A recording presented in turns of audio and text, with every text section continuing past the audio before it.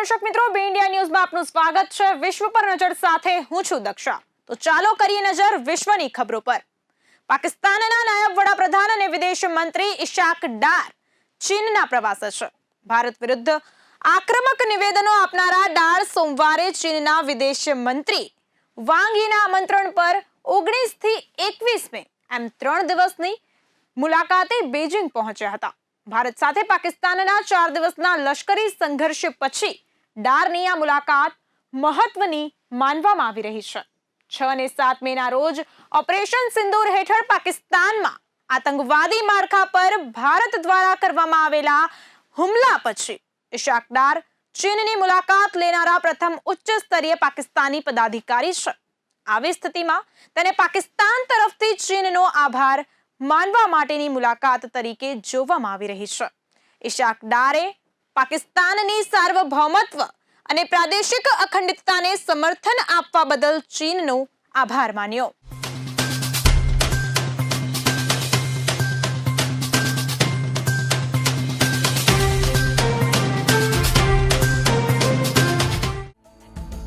પાકિસ્તાની અખબારના અહેવાલ મુજબ પાકિસ્તાન અને ભારત વચ્ચે તાજેતરમાં વધેલા તણાવ બાદ પ્રાદેશિક સ્થિરતા અંગે ચર્ચા કરવા માટે ડારની મુલાકાત થઈ રહી છે। ભારતીય સંરક્ષણ નિષ્ણાતો પ્રાદેશિક સ્થિરતા પર ચીન પાકિસ્તાનની ચર્ચાને ભારત વિરુદ્ધની રણનીતિ તરીકે જોઈ રહ્યા છે। ડારના બેઇજિંગ આગમનનું કારણ ભારતના આક્રમક વલણને પણ માનવામાં આવી રહ્યું છે। ભારતે સ્પષ્ટ કરી દીધું છે કે ઓપરેશન સિંદૂરને પૂર્ણ ન માનવું જોઈએ। જો કોઈ આતંકવાદી ઘટના બનશે તો તેનો કડક જવાબ આપવામાં આવશે। આવી સ્થિતિમાં પાકિસ્તાન ચીનને પોતાની સાથે ઊભો રાખવાનો પ્રયાસ કરી રહ્યું છે। બેઇજિંગમાં કોમ્યુનિસ્ટ પાર્ટી ઓફ ચાઇનાના આંતરરાષ્ટ્રીય વિભાગના મંત્રી લિયુ જિયાનચાઓ અને ડાર વચ્ચેની મુલાકાત દરમિયાન બંને નેતાઓએ પાકિસ્તાન અને ચીન વચ્ચેના સંબંધોને મજબૂત બનાવવા પર પણ ભાર મૂક્યો।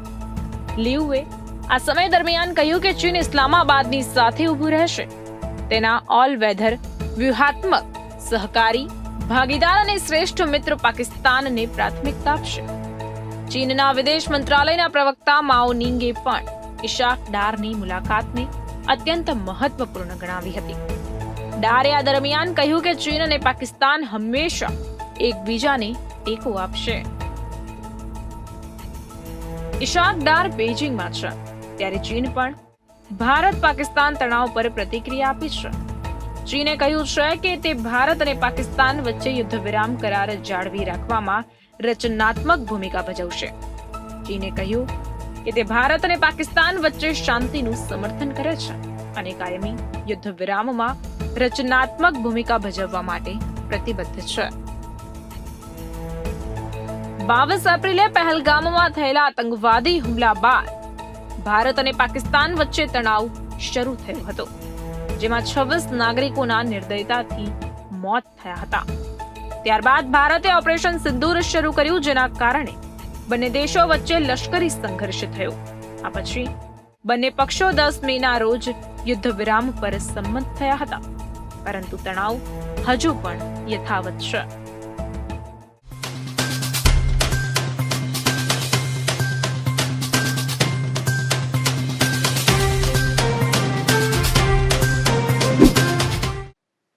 તો પાકિસ્તાન વારંવાર ભારત સામે હારી જાય છે, પછી ધૂળ સાફ કરે છે અને ફરીથી ગર્વથી કૂદવાનું શરૂ કરે છે। 1948 પછી ઓપરેશન સિંદૂર સુધી ભારત સામે ખરાબ રીતે હાર્યો છતાં પાકિસ્તાન ભારતને ધમકાવવાનું બંધ કરી રહ્યું નથી। પાકિસ્તાનના વડાપ્રધાન શાહબાઝ શરીફે ફરી એકવાર ધમકી આપતા કહ્યું છે કે પાકિસ્તાન નૌકાદળ ઓપરેશન દ્વારકા જેવા ઓપરેશન શરૂ કરવા માટે સંપૂર્ણપણે તૈયાર છે, પરંતુ પાકિસ્તાનના ભૂમિ અને વાયુસેના તરફથી જોરદાર જવાબ જોયા પછી ભારતીય નૌકાદળે મુકાબલો ટાળ્યો છે। જરા વિચારો, આ નિવેદન એ દેશના વડાપ્રધાનનું છે, જેમના 12 થી વધુ એરબેઝ પર ભારતે સીધો હુમલો કર્યો હતો। મતલબ કે શાહબાઝ શરીફ, જેમણે છેલ્લા 2-4 મહિનાથી શરમથી પોતાના ઘરમાંથી બહાર નીકળવું જોઈતું ન હતું, તે હવે ધમકીઓ આપવામાં વ્યસ્ત છે।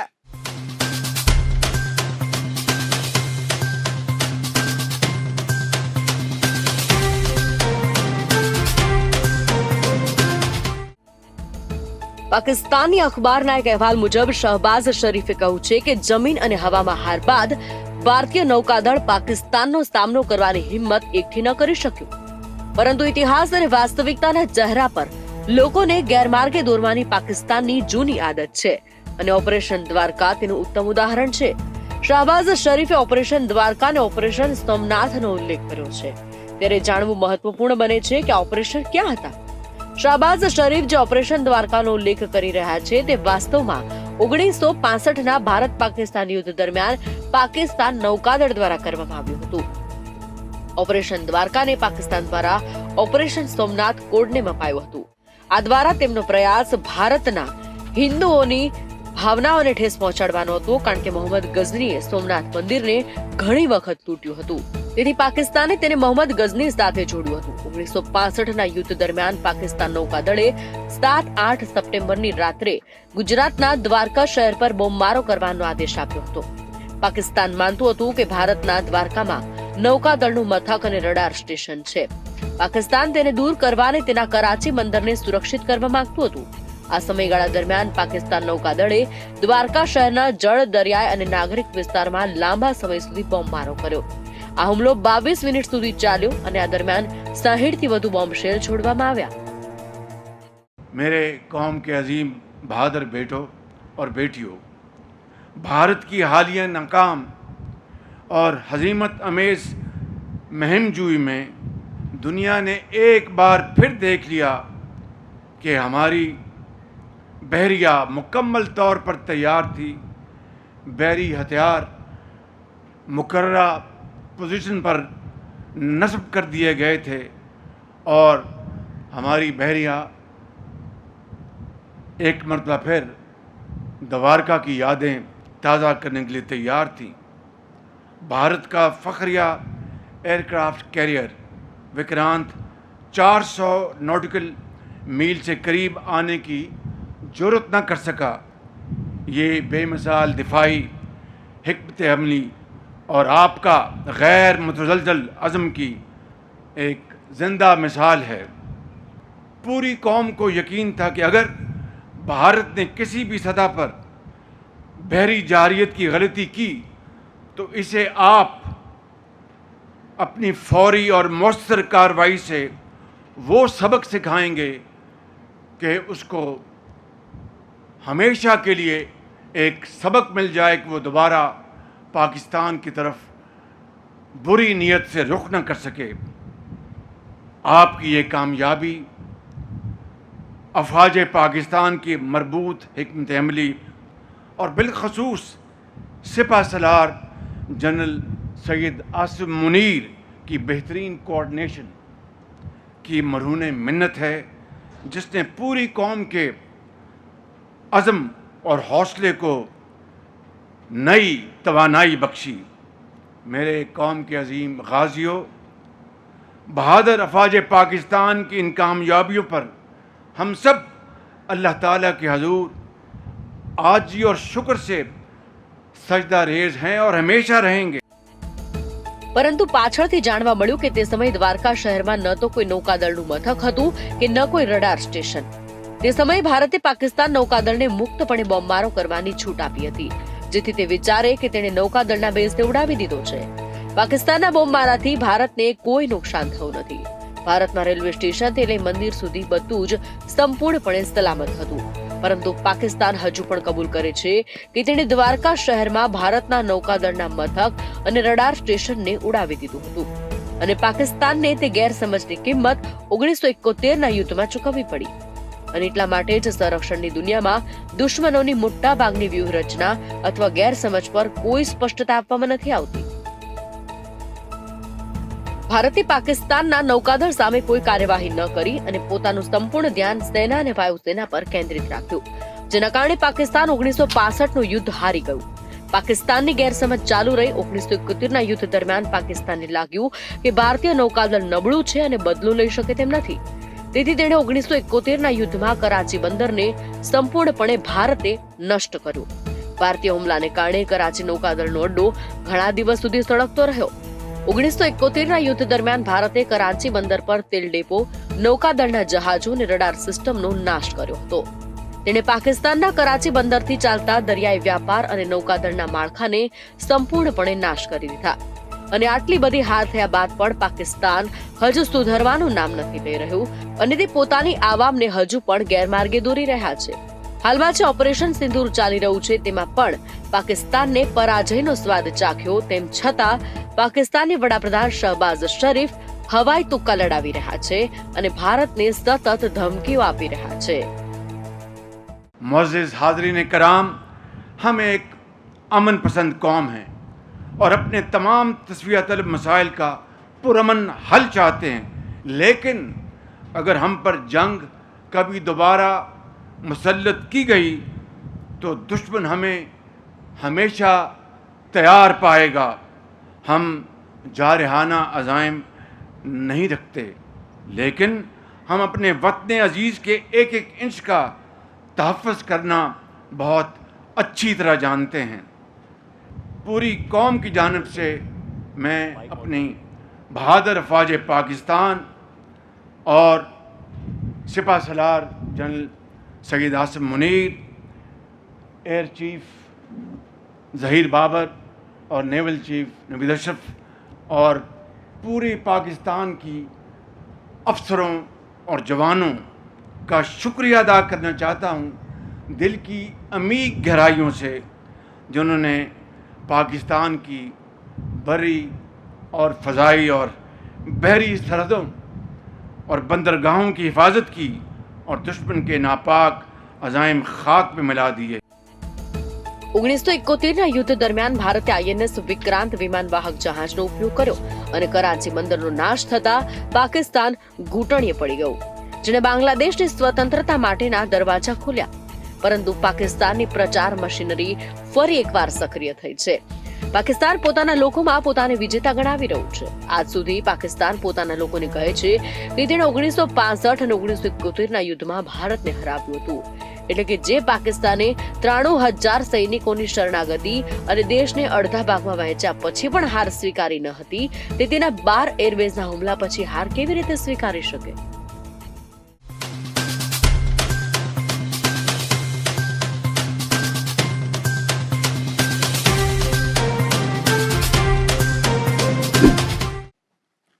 પાકિસ્તાનની સેનાએ કહ્યું છે કે તે ક્યારેય ભારતનું વર્ચસ્વ સ્વીકારશે નહીં. પાકિસ્તાન આર્મીના ઇન્ટર સર્વિસીસ પબ્લિક રિલેશન્સના director general lieutenant general Ahmed Sharif ચૌધરીએ કહ્યું છે કે પાકિસ્તાન શાંતિપ્રિય દેશ છે, પરંતુ ભારત દ્વારા કરવામાં આવતા કોઈ પણ આક્રમણનો તાત્કાલિક અને નિર્ણાયક જવાબ આપવામાં આવશે. તુર્કીની એજન્સી સાથેની એક મુલાકાતમાં પાકિસ્તાનના લશ્કરી પ્રવક્તાએ કહ્યું કે પાકિસ્તાન કોઈ પણ પ્રકારના પ્રાદેશિક વર્ચસ્વને સ્વીકારશે નહીં. તેમણે કહ્યું, પાકિસ્તાન ક્યારેય ભારતીય આધિપત્ય સામે ઝૂકશે નહીં અને તેઓ ભારત જેટલી વહેલી તકે આ સમજશે તેટલું જ પ્રાદેશિક શાંતિ અને વિશ્વ માટે સારું રહેશે.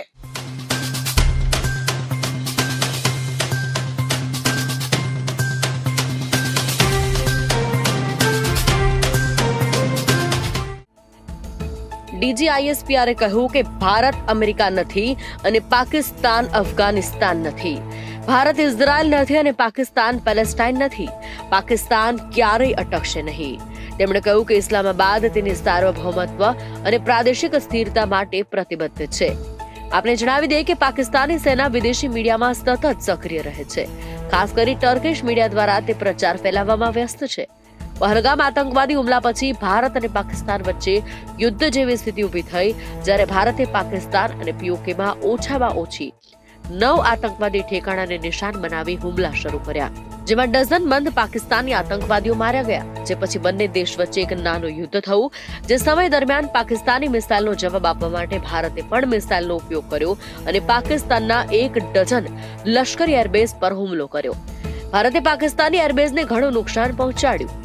આ ઉપરાંત પાકિસ્તાની સેનાના પ્રવક્તાએ ભારતને પાણીનો હથિયાર તરીકે ઉપયોગ કરવા સામે ચેતવણી આપતા કહ્યું કે આનાથી એવા પરિણામ આવી શકે છે જેના પડઘા પેઢી દર પેઢી પડશે.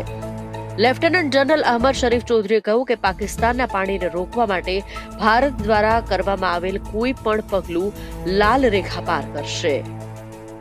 If India thinks that it can carve out space for war between India and Pakistan, it is actually a recipe for carving out mutual annihilation.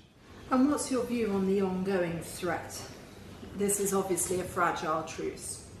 Yeah, I think this is the most important thing that we need to see, that why that India needs, the world needs to also to communicate and understand that they cannot allow and should not allow India to trump up this fake narrative of being victim of terrorism years after year and raise this bogey. And at the same time, Kashmir is an external problem. It's a problem that involves three countries, Pakistan, India and China also. It's a problem that has to be resolved by the will, as per the will of the people of Kashmir, as per the United Nations Security Council resolution. Was there, on that issue of Kashmir, any commitment to formally discuss it going forward from New Delhi? As we always say, that the Kashmir remains the central issue. It is the unfinished part of the agenda of the partition of India and Pakistan. Till the time we don't resolve the issue of Kashmir as per the will of the people, as per the United Nations resolution, there can never be peace between India and Pakistan. Anyone who tries to violate our territorial integrity and sovereignty, our response will be brutal, our response will be swift and assured. We love peace. If you see the streets of Pakistan right now, we are not celebrating victory, we are actually celebrating peace. તો પાકિસ્તાની સૈન્ય અધિકારીએ વધુમાં ઉમેર્યું કે મને આશા છે કે આવો સમય નહીં આવે, પરંતુ આ એક એવી કાર્યવાહી હશે જે દુનિયા જોશે અને જેના પરિણામો આપણે આવનારા વર્ષોને દાયકાઓ સુધી જોઈશું. પાકિસ્તાનનું પાણી રોકવાની હિંમત કોઈ નહીં કરી શકે. ગત મહિને ભારતે દાયકાઓ જૂની સિંધુ જળ સંધિને એક પક્ષીય રીતે સ્થગિત કર્યા બાદ પાકિસ્તાની સૈન્ય તરફથી આ ધમકી આપવામાં આવી છે. ભારતે સ્પષ્ટ કરી દીધું છે કે લોહી અને પાણી એક સાથે વહી શકતા નથી. ભારતના ગૃહમંત્રી અમિત શાહે પણ કહ્યું છે કે પાકિસ્તાને નક્કી કરવું જોઈએ કે તે આતંકવાદ મોકલવા માંગે છે કે પાણીની જરૂર છે. પહલગામ આતંકવાદી હુમલા બાદ ભારતે સિંધુ જળ સંધિને સ્થગિત કરી છે.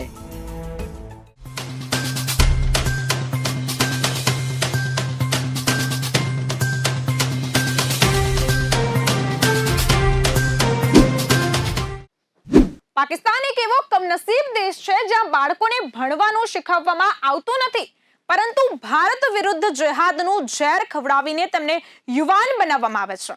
આ જ કારણ છે કે સામાન્ય પાકિસ્તાનીઓમાં ભારત સામે આટલી બધી નફરત છે. પાકિસ્તાની સેના દેશના યુવાનોને આતંકવાદીઓની નવી જાતિમાં ફેરવવા માટે ઝડપી ગતિએ કામ કરી રહી છે અને અસીમ મુનીરની નિમણૂક એ જ કરવા માટે હતી. ટોચના ભારતીય ગુપ્તચર સૂત્રો માને છે કે પાકિસ્તાની સેનાના વડા તરીકે જનરલ અસીમ મુનીરની નિમણૂક માત્ર એક સામાન્ય નિમણૂક નથી, પરંતુ પાકિસ્તાની સૈનિકોની ત્રીજી પેઢીને કટ્ટરપંથી જેહાદી રાજકારણમાં સામેલ કરવાના બીજા ખતરનાક તબક્કાની શરૂઆત છે. પાકિસ્તાનમાં વર્ષોથી આવું થઈ રહ્યું છે અને પાકિસ્તાની સેનાના સેનાપતિઓ હંમેશા દેશના લોકોને ભારત વિરુદ્ધ જેહાદ શરૂ કરવા માટે ઉશ્કેરતા રહ્યા છે. તો પાકિસ્તાન સરકારના મંત્રીઓ પણ મદ્રેસામાં ભણતા બાળકોને જેહાદી બનાવવા માટે અને ભારત સામે બદલો લેવા માટેનું કહી રહ્યા છે.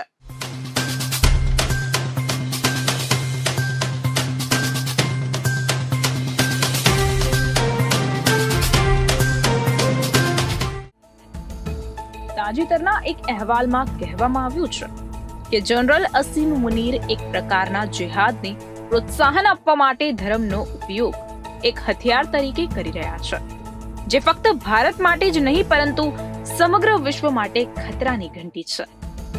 રિપોર્ટમાં ટોચના ભારતીય ગુપ્તચર સૂત્રોએ પાકિસ્તાનમાં જેહાદના ખતરનાક વિકાસ વિશે ચેતવણી આપી છે. જનરલ અસીમ મુનીરના ઝેરી ભાષણ પછી આતંકવાદીઓએ પહેલગામમાં આતંકવાદી હુમલો કર્યો અને લોકોને તેમના ધર્મ વિશે પૂછ્યા પછી ગોળી મારી દીધી. ભારતના ટોચના ગુપ્તચર સૂત્રો માને છે કે જનરલ અસીમ મુનીરનું ભાષણ માત્ર વાક્ય પ્રધાન ન હતું, પરંતુ તેને હત્યાના આદેશ તરીકે જોવું જોઈએ.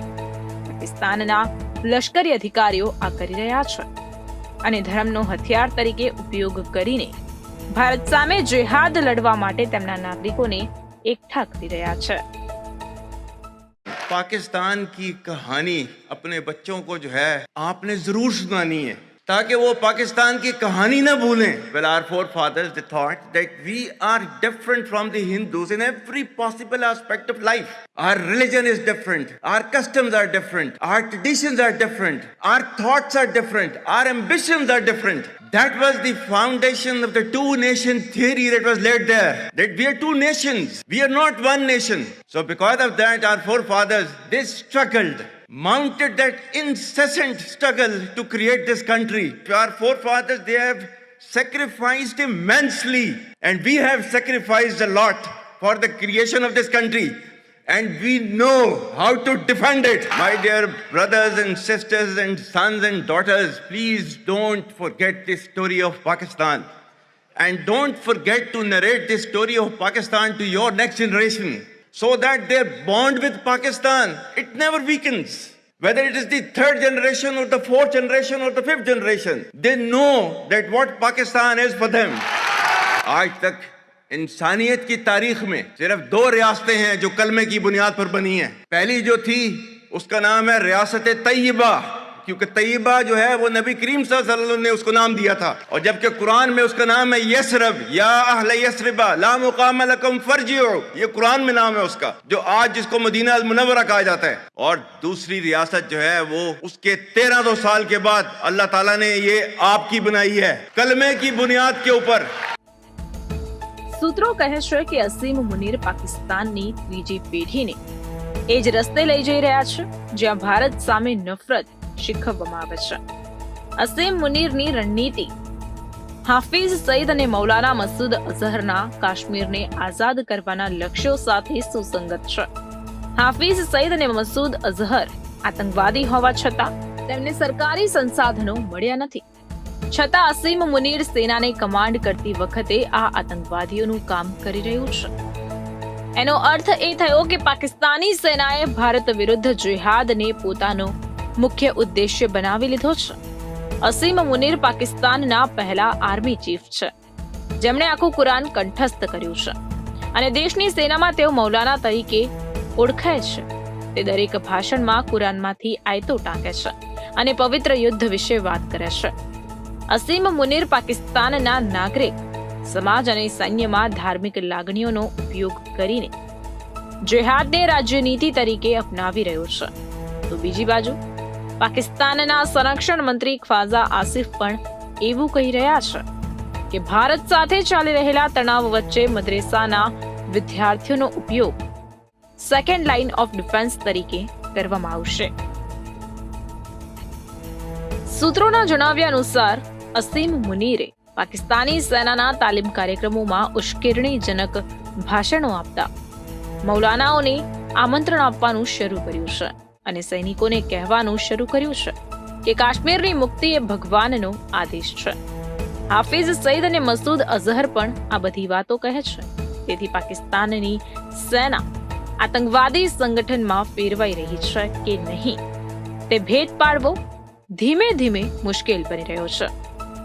સૂત્રો કહે છે કે અસીમ મુનીર ઘણીવાર કુરાનની આયતોનું પઠન કરે છે અને સભાઓમાં ભાષણો આપે છે. કુરાનની આયતોનું પોતાની રીતે અર્થઘટન કરે છે. સૂત્રોએ જણાવ્યું હતું કે મુનીર વારંવાર કુરાનને પ્રોક્સી યુદ્ધ માટે ટાંકીને ભારત સામેની લડાઈને અલ્લાહ માટે લડાઈ કહે છે, જેમાં હાફિઝ સઈદ અથવા मसूद अजहर।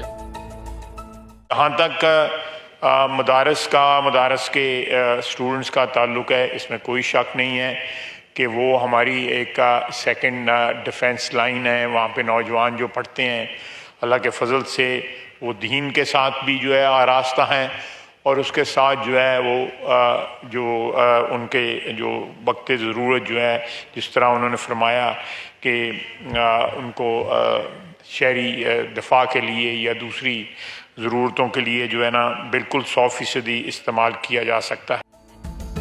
અસીમ મુનીરના આગમન સાથે પાકિસ્તાનમાં લશ્કરે તૈયબાની શાખા ધ રેઝિસ્ટન્સ ફ્રન્ટ જેવા જૂથોને ભારે સમર્થન મળ્યું છે। તેમણે ડ્રોન, એન્ક્રિપ્ટેડ કોમ્યુનિકેશન અને સુરક્ષિત છુપવાના સ્થળો પૂરા પાડવામાં આવ્યા છે। સૂત્રો જણાવે છે કે મુનીરે 2025માં પહેલગામ હત્યાકાંડ જેવા હુમલાઓ કરવા માટે પાકિસ્તાનની લશ્કરી ગુપ્તચર મશીનરી, જેમાં ISI નો પણ સમાવેશ થાય છે, તેનો ઉપયોગ હિન્દુઓને નિશાન બનાવવા માટે કર્યો છે. પાકિસ્તાની સેનાના ઉદ્દેશ્ય હવે કાશ્મીરી મુસ્લિમ સમાજમાં ધાર્મિક ઉગ્રવાદને પુનર્જીવિત કરવાનો છે. આ ઉપરાંત કટ્ટરપંથી મૌલવીઓ અને 2 રાષ્ટ્ર સિદ્ધાંત દ્વારા ભારતમાં કટ્ટરપંથી વિચારધારાને ઉશ્કેરવાના પ્રયાસો થઈ રહ્યા છે. અને પહેલગામ આતંકવાદી હુમલા પહેલા મુસ્લિમોને હિન્દુઓથી અલગ દર્શાવવા એ આ જ પ્રયાસને દર્શાવે છે.